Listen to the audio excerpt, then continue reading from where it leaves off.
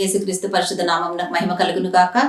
మీ అందరికీ కూడా యేసు నామమున వందనాలు చెల్లించుకుంటున్నాను. ఆ సర్వోన్నతుడు మరొకసారి మనందరినీ ప్రేమించి మనకు జీవం ఇచ్చి ఆ గొప్ప దేవుడిని ధ్యానించుకోవడానికి మనకు ఈరోజు ఇంకొక అవకాశాన్ని ఇచ్చిన సర్వోన్నతుని పాదాలంటే కృతజ్ఞతలు చెల్లిస్తూ ఆయన ఇచ్చిన వాగ్దానాన్ని ధ్యానించుకుందామండి. ఈ దినమునకు గాను దేవుడు మనకు అనుగ్రహించే వాగ్దానము యోహాను సువార్త 3వ అధ్యాయము 5వ వచనమును ఈ రోజు మనకు వాక్యముగా అనుగ్రహిస్తున్నారు. ఆ వాక్యం ఏదై ఉందంటే, యేసు ఇట్లా నేను ఒకడు నీటి మూలముగాను ఆత్మ మూలముగాను జన్మించితేనే కాని దేవుని రాజ్యములో ప్రవేశింపలేడని మీతో నిశ్చయముగా చెప్పుచున్నాను అని దేవుడు వాగ్దానం ఇస్తున్నాడండి. ఈరోజు ప్రతి ఒక్కరిని ఈ వాక్యము సూటిగా మాట్లాడే విధంగా దేవుడు మనకి వాగ్దానం ఇస్తున్నాడు. దేవుడు ఏదై ఉందంటే మరొకసారి నేను చదువుతాను.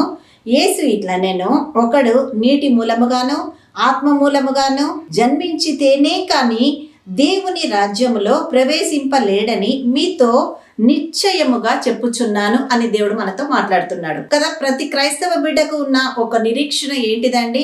మనం ఏదో వచ్చాము, దేవుడిని నమ్ముకున్నాము, మన విశ్వాసాన్ని బట్టి దేవుడిని ప్రార్థన చేస్తూ ఆశీర్వాదాలు అందుకుంటున్నాం, ఇంతటితో అయిపోయిందని అన్నది కాదు కదా. మన నిరీక్షణ ఏంటిది?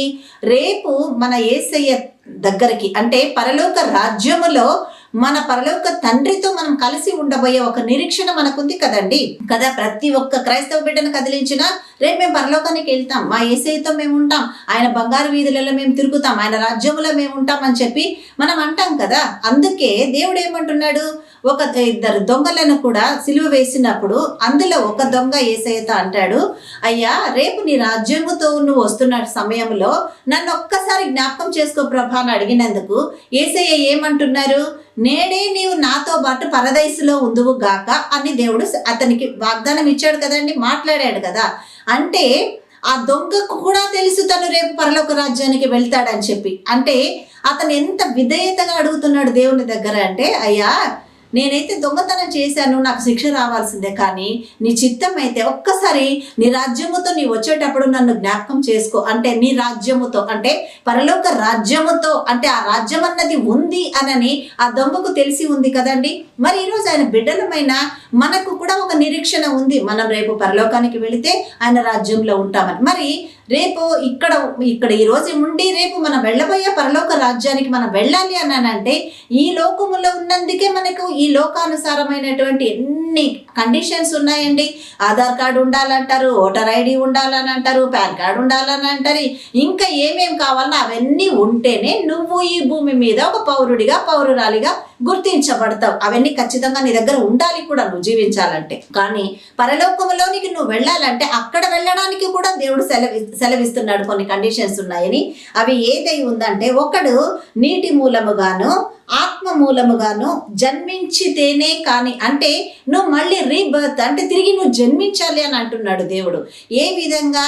ఒకడు నీటి మూలముగాను ఆత్మ మూలముగాను జన్మించితేనే కానీ పరలోక రాజ్యములో అంటే దేవుని రాజ్యములో ప్రవేశింపలేడని మీతో నిశ్చయంగా చెప్తున్నాను అని దేవుడు అంటున్నాడు. అంటే నువ్వు దేవుని రాజ్యములోనికి రేపటి దినాన నీ ప్రయాణం అయిపోయి, నువ్వు ఇక్కడ నీ జీవితం అయిపోయి నువ్వు ముగించుకొని దేవుని రాజ్యానికి నువ్వు వెళ్ళాలంటే నువ్వు చేయాల్సిన 2 పనులు ఉన్నాయి. ఏంటిది? ఒకటి నీటి మూలముగా అంటే నీటి ద్వారా నువ్వు బ్యాప్టిజం తీసుకోవాలి, అంటే నువ్వు రక్షణ పొందుకున్న తర్వాత ఏమంటున్నాడు ఆయన? నీటి మూలముగాను, తర్వాత ఆత్మ మూలముగాను. ఎందుకు? ఒక్కటి సరిపోతుంది కదా, ఒకటి అయిపోతుంది కదా అంటే ఈ లోక సిస్టానికి ఎన్ని సిస్టమ్స్ ఉంటే నీకు అన్ని కావాలని అన్నప్పుడు ఆధార్ కార్డ్ అని, పాన్ కార్డ్ అని, ఓటర్ ఐడి అని, ఏదని నీకు అన్ని కావాలి ఉండాలి. ఏది ఒకటి లేకున్నా నీవు పౌరుడిగా పౌరురాలిగా నువ్వు అనిపించుకోవు, ఎంచబడవు. మరి ఇక్కడే ఇంత కండిషన్స్ ఉంటే నువ్వు వెళ్ళబోయే రేపు ఉండబోయే పరలోక రాజ్యములో దేవుని రాజ్యములో ఉండదా? కానీ నీకు ఇచ్చింది 2 ఇచ్చాడు అక్కడికి నువ్వు వెళ్ళడానికి. ఏం చేయాలంట?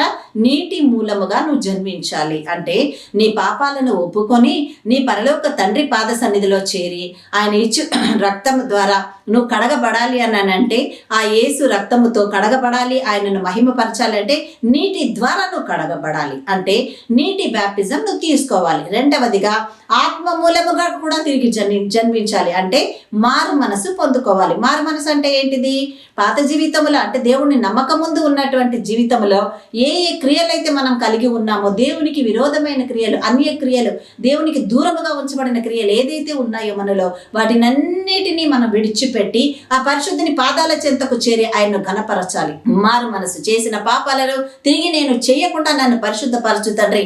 ఇంకొక నాటికి నేను వదిలి వచ్చిన మార్గంలోనో జీవితంలోనికో నేను వెళ్లకుండా నీ పరిశుద్ధ మార్గంలో ఉండడానికి నాకు సహాయం చేయండి తండ్రి అని వాక్యము ద్వారా మనం నేర్చుకుంటూ, వాక్యములోనే మనం ఎదుగుతూ, ప్రతిదీ ఈ లోకానుసారమైన దానిని అవాయిడ్ చేస్తూ పక్కకు పెడుతూ దేవుని ఆత్మానుసారముగా వాక్యములో ఏదైతే మనం పట్టుకొని ముందుకు వెళుతున్నామో ఆ వాక్యానుసారముగా మనం జీవించినప్పుడు ఆత్మ మూలముగా మనం జీవించాలంటే పరిశుద్ధాత్మ అభిషేకము మనకు కావాలి అని దేవుడు సెలవిస్తున్నాడు.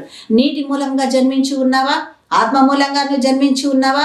ఈ రెండు నువ్వు కలిగి ఉంటే పరలోక రాజ్యంలో అంటే దేవుని రాజ్యంలో నిశ్చయముగా నువ్వు ప్రవేశిస్తావని దేవుడు ఈరోజు నీతో మాట్లాడుతున్నాడు.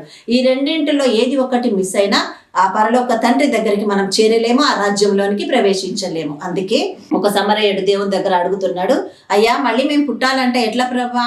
మళ్ళీ మేము పోయి తల్లి గర్భంలోనికి చేరలేము కదా, ముసలితనం వచ్చి మేము పెద్దవాళ్ళం అయిపోయి ఉన్నాం, మళ్ళీ మేము ఎలా జన్మిస్తాము? మళ్ళీ మాకు మరణించి మళ్ళీ మేము తిరిగి రెండవ జననము ద్వారా మేము రాలేం కదా, మళ్ళీ ఇది ఎలా జరుగుతుందో అని అన్నందుకు దేవుడి వాక్యము ద్వారా ఆయనకు ఎక్స్ప్లెయిన్ చేస్తున్నాడు, అంటే సంపూర్ణంగా తెలియజేస్తున్నాడు. ఏమని? ఒకడు నీటి మూలముగాను ఆత్మ మూలముగాను జన్మించితేనే కానీ వాడు దేవుని రాజ్యంలో ప్రవేశింపడని నిశ్చయముగా చెప్తున్నాను, అంటే కర్రాఖండిగా నేను చెప్తున్నాను అంటున్నాడు. ప్రియ దేవుని బిడ్డ, నువ్వు రక్షించబడ్డావా? ఈరోజు దేవుడు నిన్ను ఆశీర్వదిస్తున్నాడు. నీకు అభిషేకం ఉండి అభిషేక మార్గములో నువ్వు నిలిచి ఆ పరిశుద్ధాత్మ నడిపింపులో నువ్వు ఉన్నావా?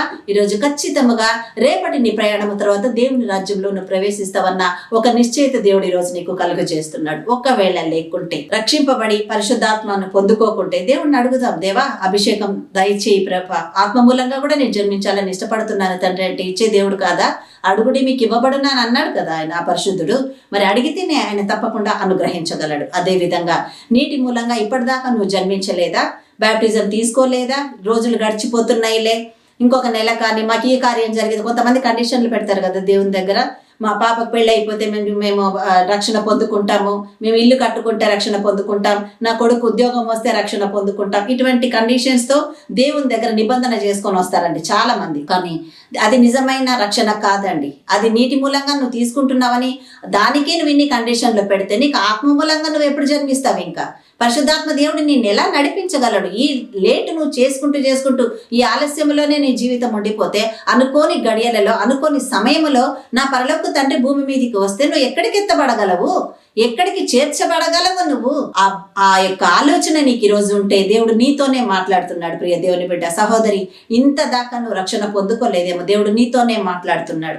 నీ సమస్యలన్నీ పోవాలంటే, నీ జీవితం మార్చబడాలంటే, నీ జీవితంలో నెమ్మది రావాలంటే, ఆ దేవాది దేవుడు నీ జీవితంలోనికి వచ్చి తన కృపకార్యములన్నీ నీ పట్ల చేయాలి అని అంటే నువ్వు ఆశీర్వదించబడాలి. నీటి బ్యాప్టిజం తీసుకోవాలి నువ్వు. అదే విధంగా ఒక నీటి బ్యాప్టిజం తీసుకొని నేను ఉండిపోతానంటే మళ్ళీ లోక క్రియల్లో మునిగిపోయి లోకానుసారంగా జీవించే దిగజారుడుతనం మనకు రాకుండా ఉండాలి అని అంటే పరిశుద్ధాత్మ అభిషేకం కావాలండి. ఆత్మ మూలంగా కూడా మనం జన్మించాలి.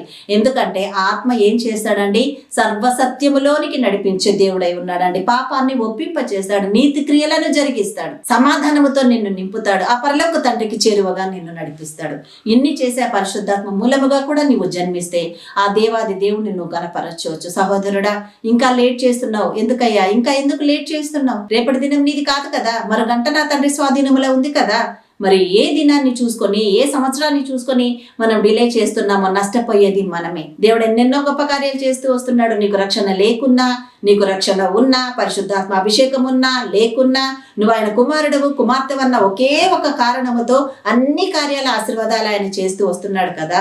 మరి వీటిని నువ్వు స్థిరపరచుకొని ఆ పరలోక రాజ్యంలో కూడా ఆయనతో పాటు నువ్వు ఉండాలి అని అంటే, ఆ పరిశుద్ధునితోనే నువ్వు నివసించాలి అని అంటే నీటి మూలంగా జన్మించాలి, ఆత్మ మూలంగా కూడా నువ్వు జన్మించాలి. అప్పుడే ఆ పరలోక తండ్రితో కలిసి ఆ దేవుని రాజ్యంలో నువ్వు ఉండగలవు అని దేవుడు ఈరోజు మనతో మాట్లాడుతున్నాడు కదా. దేవుడికి ఎంత కృపగా అండి, ఆయన ఎప్పుడు కూడా ఒంటరిగా ఉండలేదండి. ఆనాడు సృష్టిని కలుగజేసినప్పుడు ఆదాము హవ్వలతో ఉన్నాడండి దేవుడు. ఆ తర్వాత జలప్రళయాన్ని ఇచ్చి సృష్టిని అంతా మొత్తం లయపరిచినప్పుడు కూడా దేవుడు ఏం చేసినాడు? వెంటనే నోవాహుతో కలిసి ఆయన ఉన్నాడండి అక్కడ ప్రతిదీ నేర్పిస్తూ. అన్నీ ఎప్పుడు కూడా ఒంటరిగా విడిచిపెట్టిన క్షణాలు యేసయ్యలో మన పరలోక తండ్రిలో లేదండి. మనకు సమీపంగానే ఉన్నారు, మనతోనే ఉన్నారు. ఇప్పుడు కూడా మనతో ఉండడానికి, రేపు మనం వెళ్ళిపోయిన ఆయన రాజ్యంలో ఉండడానికి ఆ దేవాది దేవుడు తన మహిమతో మన మధ్యలోనికి వచ్చి మనతో మాట్లాడుతున్నాడు. ఈరోజు నీ రక్షణ ఎక్కడి దాకా నిన్ను నడిపిస్తుంది? నువ్వు నీటి మూలంగా జీవించావా, ఆత్మ మూలంగా జీవించావా అని దేవుడు మనతో మాట్లాడుతున్నాడు. దిద్దుకుంటే ఆ పరలోక రాజ్యానికి నిశ్చయంగా మనందరం వెళ్ళబోతున్నాం. ఇటు కృప ఈ వాక్యము ద్వారా దేవుడు మనకు అనుగ్రహించి ఆశీర్వదించును గాక. ఆమేన్. కళ్ళు మూసుకుంటే ప్రార్థన చేద్దాం. దేవానికి వందనాలు, స్తోత్రములు తండ్రి. మంచి వాక్యం ద్వారా మీరు మమ్మల్ని దర్శించారు, నీ కృపలో బలపరిచారు తండ్రి. అవునయ్యా, నీ దగ్గరికి మేము రావాలంటే నీటి మూలముగా, ఆత్మ మూలముగా జన్మించితే కానీ పరలోక రాజ్యంలో ప్రవేశం లేదని నీవు సెలవిచ్చావు నాయన. ఇంతవరకు ఎవరెవరైతే ఆలస్యం చేస్తున్నారో వారందరూ మార్చబడడానికి సహాయం చేయండి నాయన. నీకే వందనాలు. విన్న వాక్యాన్ని మళ్ళీ నీరు కట్టి ఫలింప చేసి ఆశీర్వదించండి. ఈ రోజు ప్రభా జన్మదినాలు జరుపుకుంటున్న వారు, అయ్యా ఇదిగో తండ్రి వివాహ మహోత్సవాలను చేసుకుంటున్న వారిని మీరు ఆశీర్వదించండి. ఎందుకంటే సంవత్సరము ఇంకొక దయా కిరీటము వాళ్ళకు నీవు అనుగ్రహించావు కనుక నీ చిత్త ప్రకారం ఆశీర్వాద మార్గముల వారిని నడిపించి మీరే మహిమ పొందమని సర్వోన్నతుడైన నీ హస్తాలకు మా అందరినీ కూడా సమర్పించుకుంటూ ఆశీర్వదించినందుకు కృతజ్ఞతలు చెల్లిస్తూ యేసు నామమున మా ఈ ప్రార్థనని ఆశీర్వాదముగా కూడి ఉన్న మేమందరము కూడా వాక్యము విన్న అందరూ కూడా పొంది ఉన్నాము మా తండ్రి. ఆమేన్, ఆమేన్, ఆమేన్. హల్లెలూయా.